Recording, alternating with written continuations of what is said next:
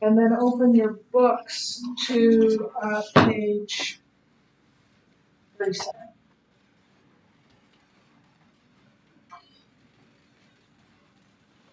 Chapter 5, the incarnation of Christ. Read along with me as I read to you.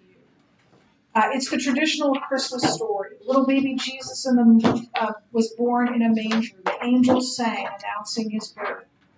The shepherds came and worshipped him. The star shone brightly over the house in Bethlehem, and the wise men followed it, bringing him gold, frankincense, and myrrh in worship. Everyone went away rejoicing, but Mary pondered these events quietly in her heart.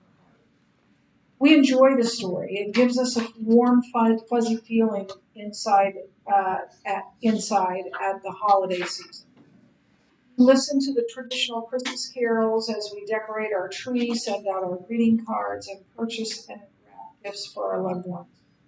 And then before you know it, it's all over. Back to the stores go the unwanted gifts. Into the trash goes the wrapping paper. Down comes the tree, the lights, and all the decorations. Back to the shelves go the boxes, and boxes go back to the shelves and boxes go the Christmas movies and music. Back to work go the parents, back to school go the kids. Christmas is over for another year, never to be given a second thought until next year's shopping season begins, only earlier. That's how Christmas is for most people. Sadly, even for many Christians. To them, baby Jesus in a manger is Christmas. A baby suddenly appears and causes a brief comforting commotion and then disappears, and people never give it another thought. The account has no lasting influence on them after December until the next Christmas season begins. Is this really what Christmas is all about? Or is a more important message in there somewhere? The story of the birth of Jesus is actually only a small part of a larger story of his life and the life and ministry of Christ. And that relatively brief 33 years life is only a fraction of the larger plan of God for the ages. The birth of Christ marks what we call the incarnation, God the Son becoming a man to die for the sins of humanity. Just think about it. God the Son left the Father and all the glories of heaven and took on himself the body of a human with all of its problems and frailties.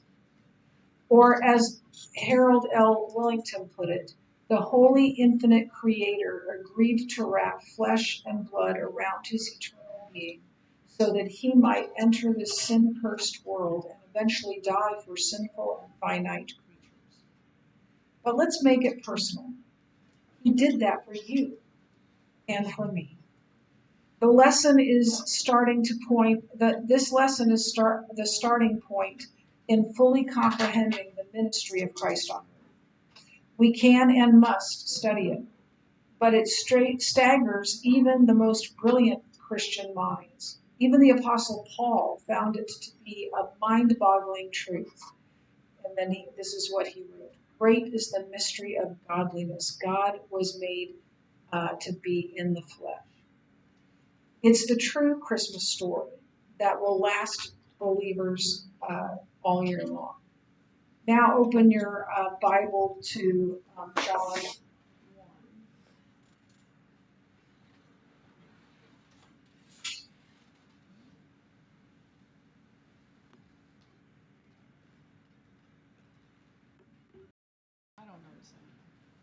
Okay, here we go.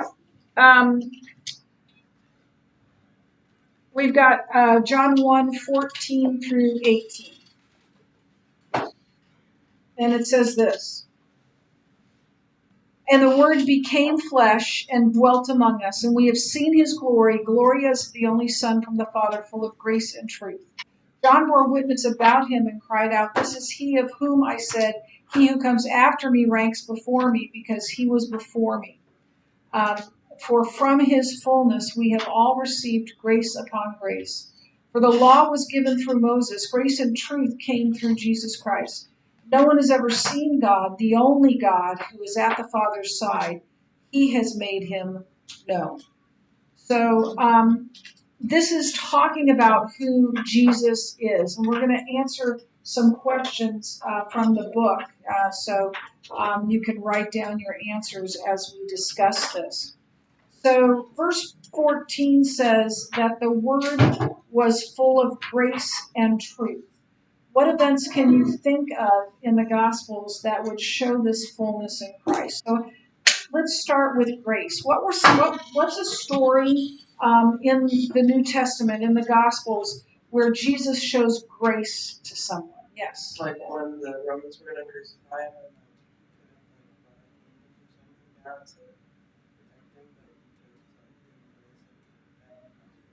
Yeah, he didn't have to die, right? He could have gotten out of it, but he chose not to.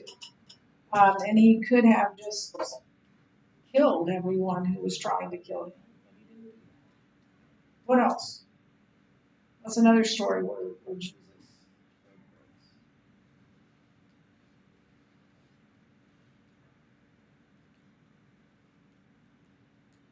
Like that, I don't know if she's like a prostitute or something, but like she like came to him and like washed his feet, or not washed his feet, but she like brought herself low before him, and he was like, because he was big.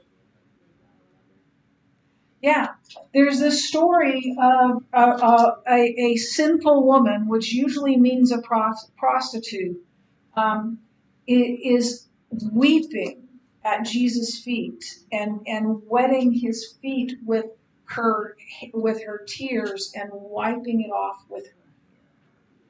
And Jesus had man feet, and I'm sorry guys, but man feet are nasty. And these are not just man feet that are nasty. They're man feet that are walking on dusty roads in sandals.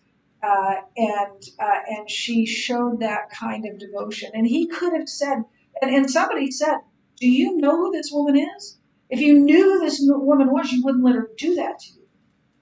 And Jesus showed her grace. Jesus' harshest words was for the most religious people, not the people, not the outcasts. Anybody think of another woman that he showed grace to? Yes. the woman who committed adultery.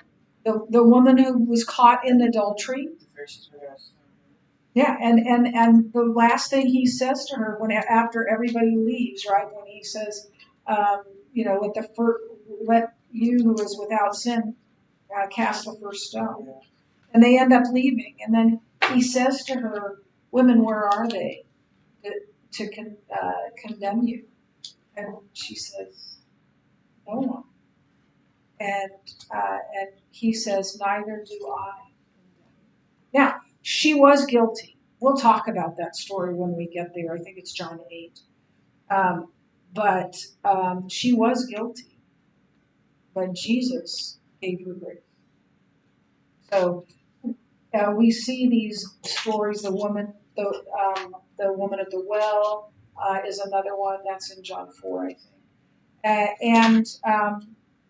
So where are some times when he showed truth or gave people truth?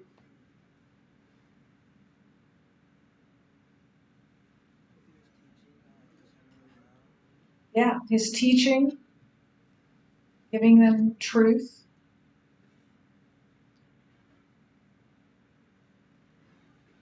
He stood up to the Jewish leadership and gave them truth, and that angered them and made them want to arrest him and kill him all the more. But he spoke truth. Satan, or is this also like Satan tempting him? Yeah. Mm-hmm. Yep. Yeah. Oh, that is. Yeah. Okay, next question. Verse 15 records John's proclamation that Jesus existed before him. So Jesus is claiming to be that he existed before John the Baptist did.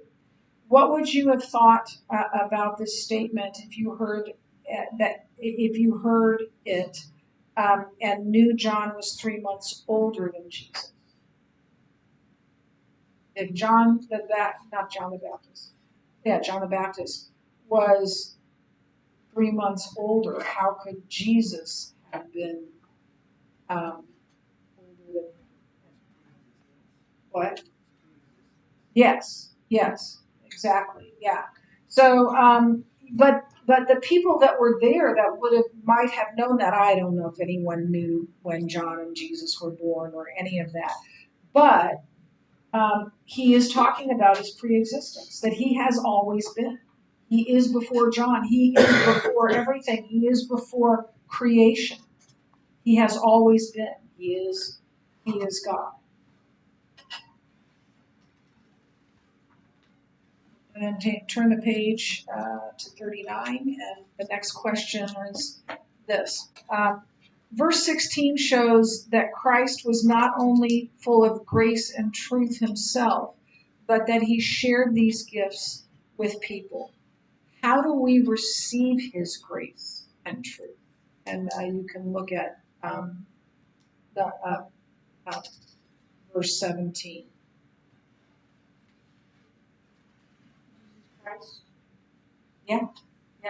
So I'm going to start with 16. For from his fullness, meaning the fullness of Christ, we have received grace upon grace. For the law was given through Moses. Grace and truth came through Jesus. So we get that grace and truth through Christ, his death and his resurrection. Yes. Oh, wait, that's how we receive it? Yes. By believing in that, by receiving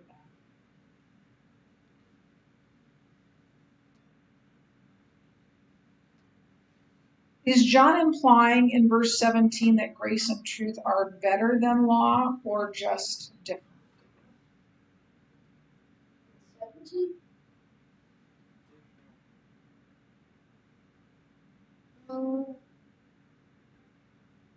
So from his fullness, we have, I'm going back to 16, have been received grace upon grace.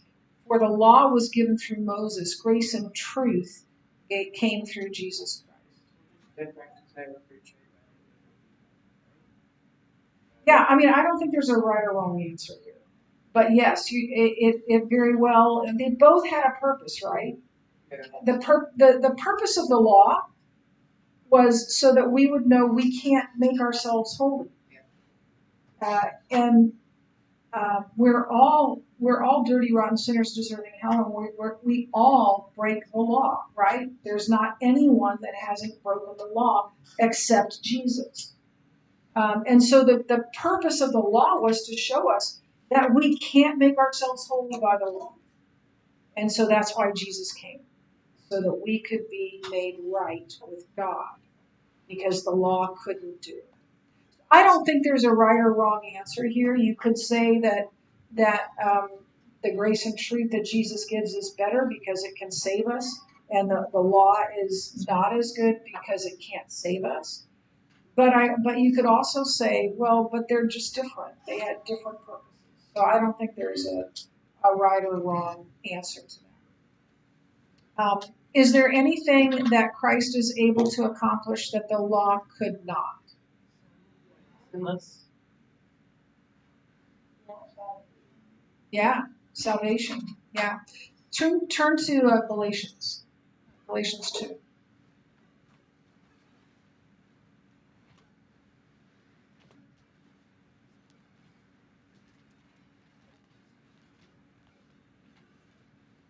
I'm going to read 2:15 and 16. This is Paul. We ourselves are Jews by birth and not Gentile sinners, yet we know that a person is not justified by works of the law, but through faith in Jesus Christ.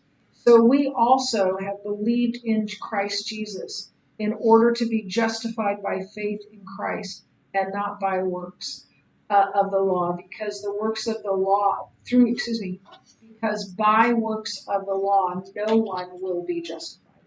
We cannot be made right with God. That's what justified means lining up. We cannot be justified with God. We cannot be fit for heaven through the law because we can't keep it. We're incapable of that. And then Oh, it must be Galatians 2. So Galatians 3, verses 10 through 12.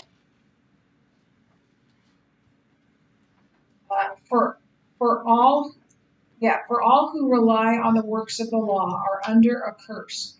For it is written, "Cursed is anyone who does not abide by all the things written in the book of the law and do them." So again, we can't make ourselves right. We want to be able to do that. We want to earn our salvation, but we literally cannot do that, and that's why Jesus came, so that we could be saved, that he would take on the punishment that we could not, and he would live the perfect life that we could not, so that we might live with him. Okay. We're going to stop there, and we'll start the lecture tomorrow.